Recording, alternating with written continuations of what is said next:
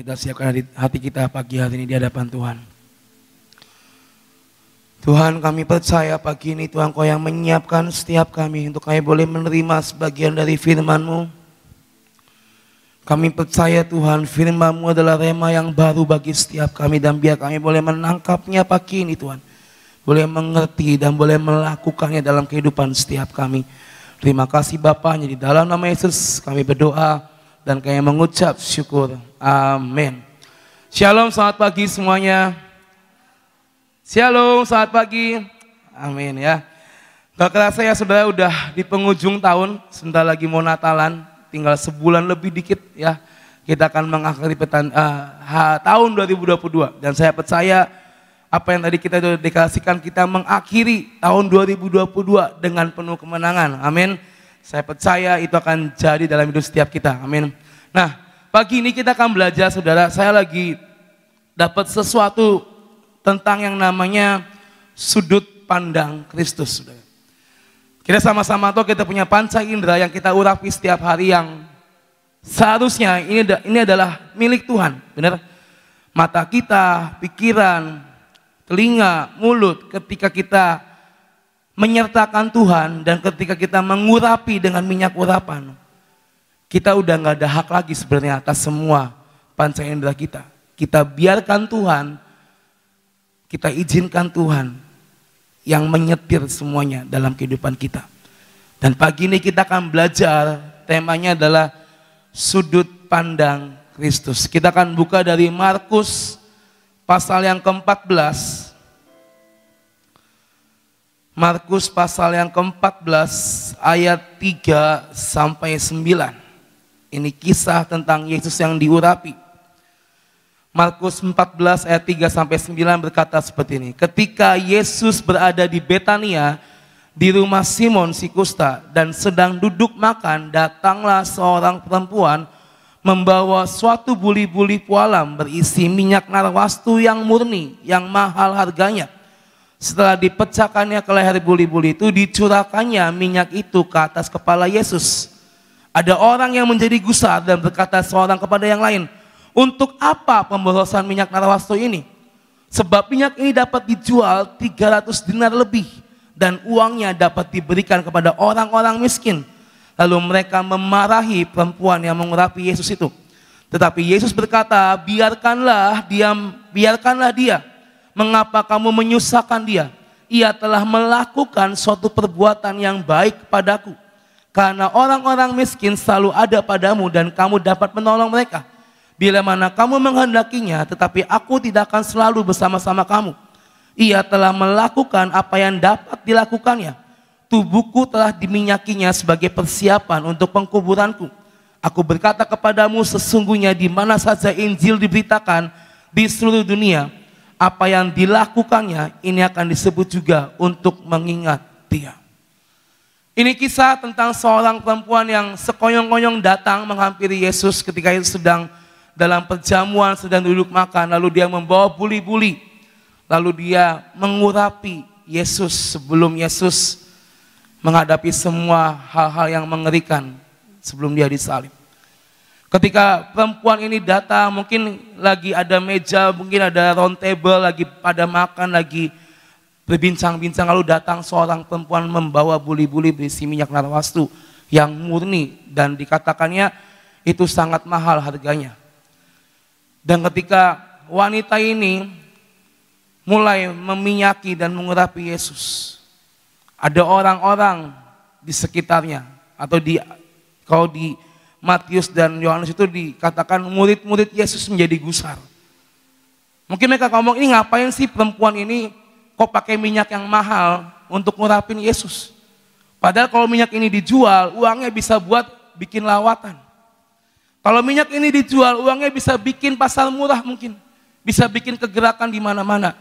Kenapa sih kok minyak ini dipakai untuk ngurapin Yesus?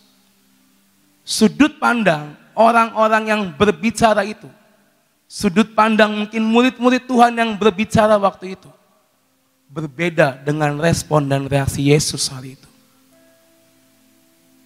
Ketika orang banyak memarahi perempuan itu, Yesus berkata, biarkanlah perempuan ini. Kenapa sih kalian rempong istilahnya? Kenapa kalian kok ikut campur? Biarkan dia melakukan perbuatan kepadaku. Mungkin perempuan ini dapat dari pewahyuan dari Allah Bapa untuk mengurapi Yesus. Biarkanlah. Jangan kalian ini sok ikut campur, jangan kalian ini merasa paling benar. Biarkanlah dia melakukan apa yang menjadi perbuatannya atas Yesus hari itu. Ketika orang banyak melihat ini eman-eman, ini sayang-sayang, minyak yang mahal kalau dijual itu dapat 300 dinar lebih. Dikatakan dapat diberikan kepada orang-orang miskin. Udah diomong seperti itu, perempuan itu dimarahin. Tapi sudut pandang Yesus berkata lain, saudara. Hari-hari ini, kenapa tadi saya ngomong di awal, ketika kita menyerahkan panca indera kita kepada Tuhan, mengurapi mata kita, maka seharusnya udah gak ada hak lagi daging kita atas mata kita ini, saudara. Wanita itu mencurahkan narwastu yang murni di kepala Tuhan Yesus. Dia membuat perbuatan yang bisa dia lakukan sebelum Yesus wafat. Mungkin itu adalah persembahan terakhir yang wanita itu bisa berikan kepada Yesus. Tetapi karena sudut pandang yang berbeda, karena mata yang melihatnya berbeda, murid-murid dan orang-orang melihat itu sebagai sebuah hal yang eman-eman. Gak seharusnya kamu ngasih minyak itu minyak mahal, dijual aja, kasih ke orang-orang miskin. Sekali lagi Yesus punya cara pandang yang sendiri, punya cara pandang yang berbeda. Cara pandang kita atau cara pandang hari itu orang-orang itu berbeda dengan cara pandang Yesus. Contoh misalnya ini kamera atau kamera yang buat moto. Ketika seseorang mungkin ngeker dan mau moto, itu sudut pandangnya bisa berbeda-beda, saudara. Saya kalau mau difoto bilang, pokoknya yang kira-kira saya kelihatan kurus, gimana caranya? Saya bilang gitu. Kan ada tuh kalau moto asal pasti akan kelihatan besar, ya kan? Tapi kalau angle-nya itu bagus, sudut pandangnya itu pas, saya ini bisa kelihatan kurus. Amin ya. Tapi benar saudara, saya pernah ngalamin itu. Di foto asal-asalan sama di foto yang benar tuh kelihatan beda sekali. Nah, sudut pandang kita itu sama seperti kita sedang memotret atau sedang merekam melalui kamera atau video ini. Kalau kita nggak mengerti, kalau kita nggak paham betul, maka gambar yang diambil, maka pandangan kita yang kita ambil adalah yang ala kadarnya itu, saudara.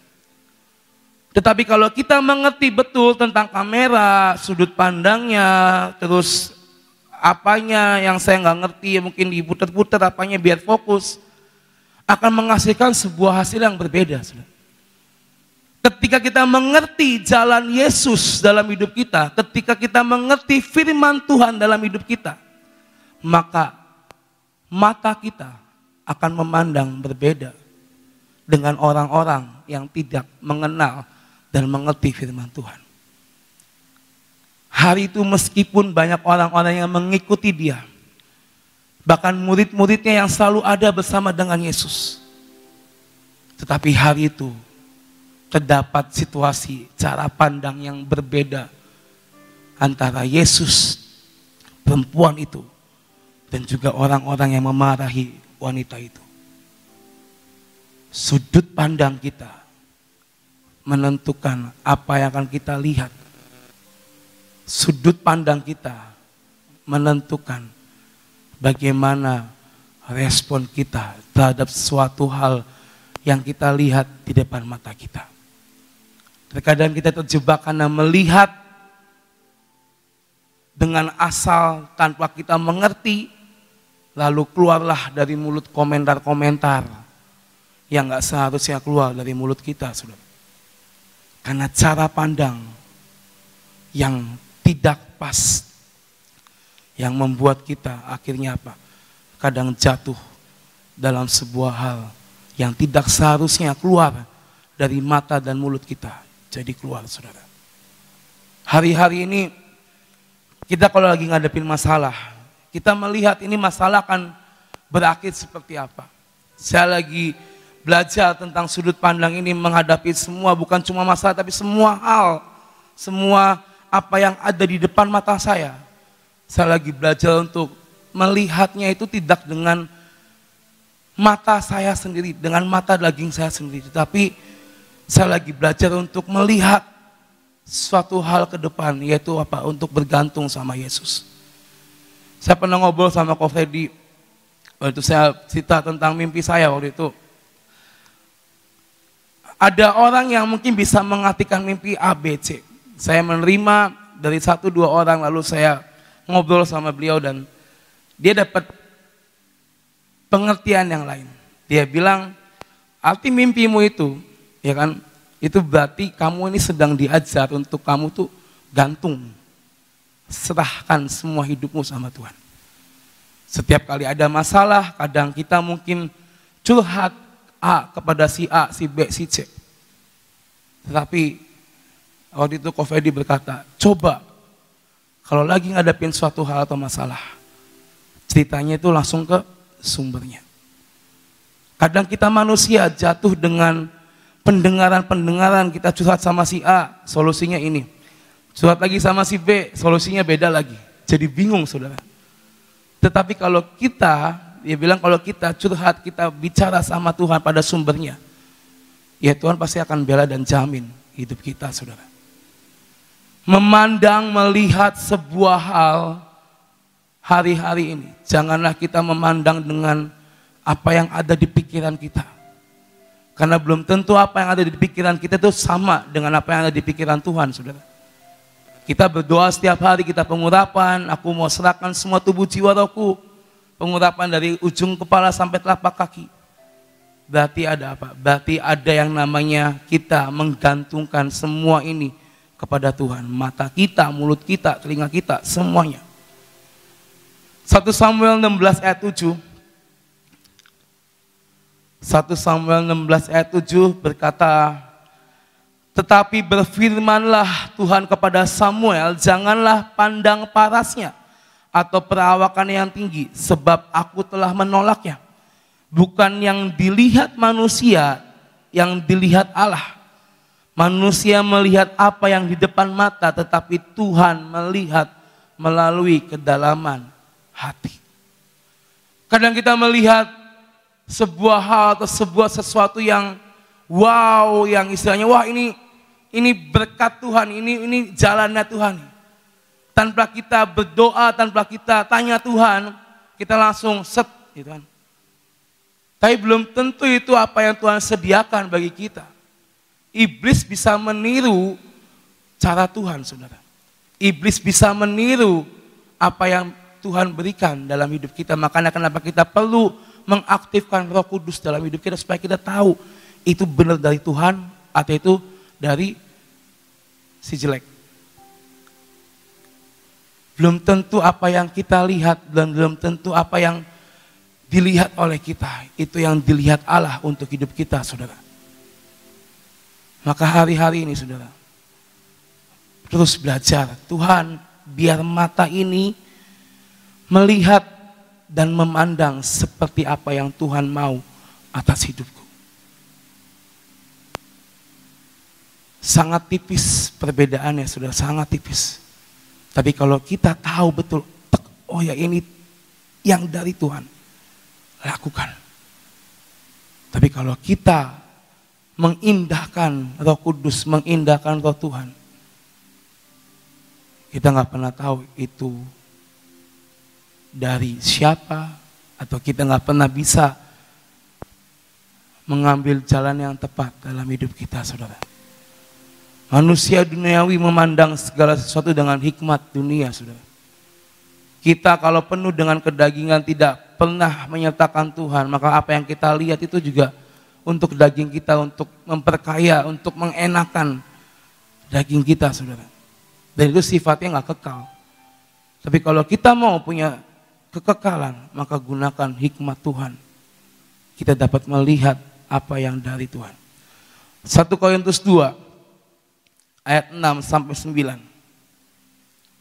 1 Korintus 2 ayat 6 sampai 9 berkata, sungguh pun demikian kami memberitakan hikmat di kalangan mereka yang telah matang, yaitu hikmat yang bukan dari dunia ini dan yang bukan dari penguasa-penguasa dunia ini, yaitu penguasa-penguasa yang akan ditiadakan. Tetapi yang kami beritakan ialah hikmat Allah yang tersembunyi dan rahasia, yang sebelum dunia dijadikan telah disediakan Allah bagi kemuliaan kita. Tidak ada dari penguasa dunia ini yang mengenalnya. Sebab kalau sekiranya mereka mengenalnya, mereka tidak menyalibkan Tuhan yang mulia. Tetapi seperti ada tertulis, apa yang tidak pernah dilihat oleh mata, dan tidak pernah didengar oleh telinga, dan tidak pernah timbul dalam hati manusia, semua disediakan Allah untuk kita yang mengasihi Tuhan. Firman-Nya berkata, apa yang gak pernah kita lihat, yang gak pernah kita dengar, yang mungkin gak pernah kita bayangkan dalam hidup kita, itulah hikmat Allah, itulah yang dari Allah yang akan diberikan dalam hidup setiap kita. Kalau kita menggunakan hikmat duniawi, pasti kita akan meminta, Tuhan saya mau ini, tolong kabulin si Tuhan. Pasti kita akan mengetes Tuhan, ayo Tuhan bisa nggak nih, kasih kemauan saya, kasih apa yang saya mau Tuhan. Tapi kita belajar untuk melihat, memandang dengan hikmat Allah. Apa yang kita naikkan, nggak ada salahnya kita meminta itu, nggak ada salahnya saudara. Tapi setelah itu berkata, Tuhan jadilah seperti yang Tuhan mau atas hidupku. Ketika kita berkata itu di hadapan Tuhan, maka saya percaya ayat 9 ini terjadi dalam hidup setiap kita, saudara. Gak pernah kita lihat, gak pernah kita bayangin, gak pernah kita dengar. Itu yang Tuhan sediakan. Cara pandang kita menentukan sikap kita, reaksi kita, dan perbuatan kita hari-hari ini. Kita mau memandang seperti Tuhan memandang, atau kita mau melihat seperti manusia yang tidak mengenal Tuhan melihat. Kadang kita melihat tembok besar, aduh sulit sekali. Kadang kita melihat masalah yang bertubi-tubi, aduh kok gak ada pertolongan Tuhan. Kadang kita ngomong, aku udah berdoa, aku udah puasa, aku udah cerita ke hamba Tuhan, aku udah minta solusi. Tapi kayaknya ini tembok terlalu besar. Dan kayaknya Tuhan gak akan nolong saya. Tapi kalau cara pandang kita dan kita manut sama Tuhan, saya percaya Tuhan tuh bisa merobohkan semua yang besar dalam hidup kita, amin. Tahu kisah Daud dan Goliat saudara ya? Si raksasa mungkin kalau ada anaknya Amos, gak ada ya? Dihadapin sama saya, anaknya Amos cuma segini kan, saya segede ini ya. Mungkin dengan kasat mata orang melihat ini anak akan saya smackdown dan akan penyek gitu kan. Ya, kalau misalnya ada anaknya Amos di depan saya dan saya berdiri di depan dia dengan seperti ini ya. Mungkin orang-orang akan berkata, wah ini anak akan mati nih. Ini anak, ini bercanda ya Mas ya, ini perumpamaan. Ini anak akan digepengin sama bombong nih ya. Orang akan melihat, wah ini gak mungkin menang kalau misalnya disuruh duel anaknya Amos sama saya. Orang akan melihat saya itu pasti menang. Tinggal saya angkat, apa lu ya kan? Apa lu mau lawan gua ya kan? Apa lu mau lawan saya ya kan? Orang akan melihat yang besar itu pasti akan menang, saudara. Cara pandang yang seperti itu adalah cara pandang orang-orang dunia yang melihat cuma dengan kasat mata. Tetapi tadi Daud percaya Tuhan ada di pihaknya. Daud percaya mungkin dia datang dengan semua keterbatasan, gak pakai baju zirah, gak pakai pakaian perang, gak bawa pedang, gak bawa tombak, cuma bawa batu dan ketapel doang. Tapi itu gak mengubah cara pandangnya melihat Goliat menjadi sebuah ketakutan. Daud tahu siapa yang ada di pihaknya. Dan membuat cara pandang dia melihat Goliat bukan ketakutan.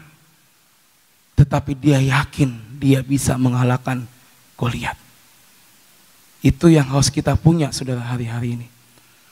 Tuhan tadi berkata, tadi ada tulisan dikata Tuhan membuat keajaiban dengan keunikan kita. Setiap kita punya keunikan yang berbeda-beda. Setiap kita punya profil, punya sifat dan sikap yang berbeda-beda. Tuhan akan buat hal yang besar dari semua apa yang ada dalam diri kita. Asalkan kita menyertakan Tuhan di mata kita, cara pandang kita melihat sebuah hal yang besar di depan kita, saudara. Jangan kita menjadi seperti kebanyakan orang, wah itu yang Goliat itu pasti menang. Daud kurus, pendek, ya kan, kecil, nggak akan menang. Goliat pasti menang. Itu cara pandang orang, cuma melihat dengan kasat mata. Tetapi Daud melihat raksasa itu bukan sebuah hal yang menakutkan, tetapi dia tahu ada Yesus yang bersama dengan dia, dan dia percaya, dia memandang itu bukan sebuah hal yang besar yang akan membuat dia kalah, tapi itu adalah sebuah hal yang bisa dia kalahkan bersama dengan Tuhan. Jadi mau pilih cara pandang dunia melihat, atau kita mau memilih cara pandang seperti Tuhan melihat untuk hidup kita, saudara? Kita mau pilih hikmat duniawi atau kita mau pilih hikmat dari Allah dalam hidup setiap kita? Itu pertanyaannya. Apapun hari ini, saudara, yang menjadi Goliat kita, bilang, Tuhan, biar mataku memandang ada victory di depan sana, ada kemenangan di depan sana, karena saya percaya Tuhan ada di pihak saya. Tapi hari ini kalau mata kita melihat Goliat kita itu semakin besar dan menjadi takut hidup kita, saya mohon maaf berkata, bukan hikmat Allah yang kita pakai, tapi yang dari dunia yang sedang kita masukkan dalam hidup kita. Sudut pandang kita menentukan reaksi dan tindakan apa yang kita perbuat. Milikilah sudut pandang Kristus dalam hidup kita, saudara, bukan sudut pandang dunia. Contohnya ada Goliat, Daud bisa menang. Dan saya percaya setiap kita pernah ngalamin yang namanya keajaiban dan mukjizat. Itulah cara pandang, itulah hikmat Allah yang harus kita punya dalam hidup kita. Amin. Jadi saudara, hari ini bilang sama Tuhan, Tuhan, biar mataku ini punya sudut pandang yang daripadamu, Tuhan. Melihat semua hal yang besar, tapi aku bisa mengalahkan itu semua bersama dengan Engkau. Amin. Terima kasih dan Tuhan berkati kita semua. Tentang sudut pandang dari Tuhan, ya. Dari tadi waktu Bong cerita, Tuhan ingatkan saya akan kecilin dikit. Ya, udah. Saya diingatkan Tuhan tentang peristiwa pembangunan tempat ini, ya. Pada waktu itu kejadiannya persekutuan di rumah saya sudah mencapai 400 orang. Parkir sudah nggak cukup. Kalau parkir itu bisa sampai dari perapatan Cipto, ya, yang sama Derajat, itu deret terus sampai di apotek, ya. Lama-lama saya dipanggil Pak Wali, kamu nggak bisa begini terus, kamu harus pindah, gitu. Nanti kamu nggak dikasih izin lagi. Lalu saya dipanggil sama Sospol pada waktu itu, nggak bisa Bu Nani, ini kamu harus pindah. Itu sudah tidak mungkin. Terus saya ditakut-takutin, saudara. Sekarang Ibu Nani pikir, orang yang datang ke Ibu Nani itu nggak diperiksain kan? Kalau bawa bom katanya, terus ngebom, banyak yang mati, rumahnya Ibu Nani hancur, siapa yang tanggung jawab? Siapa yang bakal ganti? Gitu. Saya diem aja, nggak jawab. Jadi demi kebaikan keluarga Ibu Nani harus pindah. Jadi, akhirnya kita kumpul. Pada saat itu ada persekutuan yang setiap hari Selasa kita kumpul saudara-saudara yang seiman, yang sebeban, hanya beberapa orang. Kita kumpul, kita doa, cari kehendak Tuhan. Ya, jadi dalam masalah apapun yang saudara dan saya hadapi, jangan melihat cara pandang dunia dan cara pandang hidup kita, tapi cari cara pandang Tuhan. Kita datang kepada Tuhan dan akhirnya kita dapat solusi. Tuhan bilang, cari tanah, bangun gedung, itu buat persekutuan. Mulailah kita hanya dengan cara pandang Tuhan. Memang betul kita harus pindah, tapi Tuhan memberikan supaya kita itu cari tanah dan membangun gedung. Saat itu kita nggak ada uang, ya, kita semuanya nggak ada uang. Mau beli tanah juga nggak bisa, mau beli apa nggak bisa. Nah, akhirnya berita yang kedua dikatakan bahwa ini hamba-hamba Tuhan yang di kota Cirebon ngomong begini, Ibu Nani itu salah dalam persepsi. Buat apa bangun gedung? Kan sekarang akhir zaman. Itu zaman dulu loh. Ini sudah berapa? 30 tahun mungkin yang lalu. Sudah akhir zaman. Tuhan sudah mau datang. Buat apa uang dibuang-buang buat bikin gedung? Biarlah uang itu, kalau memangnya eklesia itu punya uang, ya, buat penginjilan ke desa-desa, buat penginjilan ke pulau-pulau, beri makan kepada orang miskin. Itu jauh lebih berguna daripada uang dipakai buat bangun gedung. Itu berita-berita yang kita dengar semua. Tergantung dari kita, ya, mau dengar akan firman Tuhan dan mengikuti cara pandang Tuhan atau cara pandang dunia. Ya. Kita tahu kalau kita pakai dengan cara pandang Tuhan, itu pasti hasilnya luar biasa. Ya. Singkat cerita, Tuhan buat jalan sampai tempat ini bisa dipakai dan dipakainya sampai sekarang, saudara. Ya, ini kira-kira dibangunnya tahun berapa saya juga lupa, sampai sudah lupa tahun berapa dibangunnya. Tapi saya merasakan Tuhan itu luar biasa banget, memberikan uang bangunan ini sampai selesai, nggak meninggalkan utang. Kalau kita lihat akan semuanya ini, belajarlah untuk melihat sesuatu dengan pandangan Tuhan. Pasti Tuhan akan mencukupkan. Mari kita berdoa. Bapak, saat ini kami mengucap syukur untuk segala sesuatu yang Engkau sendiri sudah berikan buat kami sepanjang waktu ini, Tuhan. Dari jam 7 sampai sekarang kami boleh menyembah Engkau, kami boleh mendengar akan firman-Mu. Ini waktunya kami mau berdoa, Tuhan. Seluruh cuaca di dalam dunia ini Engkau yang menguasai. Kau mendengar banyak sekali peristiwa-peristiwa yang bakal terjadi. Lempengan-lempengan di bawah tanah mulai bergeser. Lempengan-lempengan di bawah lautan mulai bergeser. Gunung-gunung sudah mulai mau mengeluarkan kekuatannya, Tuhan. Semua tidak luput daripada pandangan mata-Mu.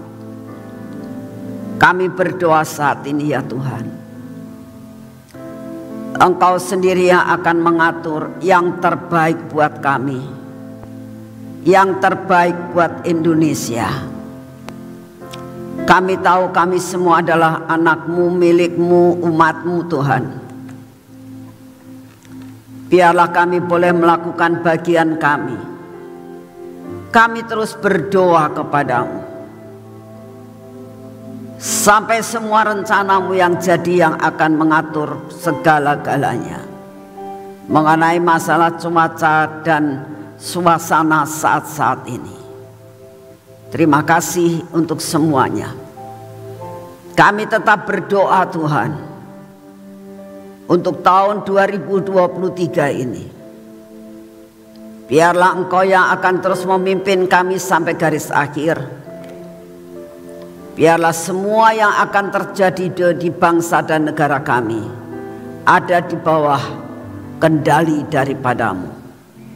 Terima kasih untuk kasih setiamu Bapa. Kami mengucap syukur karena Engkau baik. Hari ini Tuhan adalah hari kebaktian. Kami minta di dalam namamu, minta udara yang baik Tuhan. Tidak hujan tapi tidak terlalu panas. Engkau yang akan mengatur akan cuaca di tempat ini dan hari ini Tuhan. Sehingga kami tidak kebanjiran. Dan juga kami boleh datang dengan ucapan syukur yang berasal daripadamu. Kami berdoa untuk Ibu Ripkah yang akan menyampaikan kebenaran firman-Mu bersama-sama dengan Pak Thomas. Engkau satukan mereka untuk menjadi berkat buat kami. Terima kasih untuk kasih setiamu.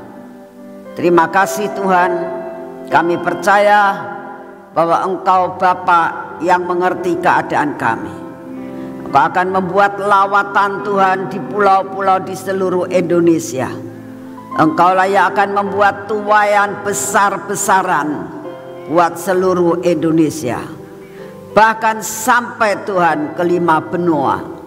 Karena kami tahu rencanamu harus jadi. Terima kasih untuk kasih setiamu.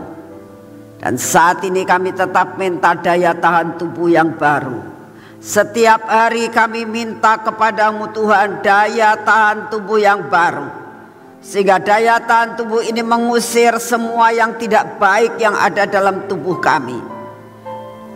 Memerangi akan semua yang tidak baik dalam tubuh kami. Sehingga semua bakteri-bakteri, virus-virus, sakit penyakit apapun diserang oleh daya tahan tubuh ini. Dan Engkaulah yang akan memberikan kemenangan dan kekuatan buat tubuh kami. Terima kasih Bapak, Engkau sungguh amat sangat baik. Kami mengucap syukur untuk kasih setiamu. Segala puji hormat dan syukur kami naikkan di hadapan-Mu di dalam nama Tuhan Yesus. Mari kita masuk dalam pengurapan.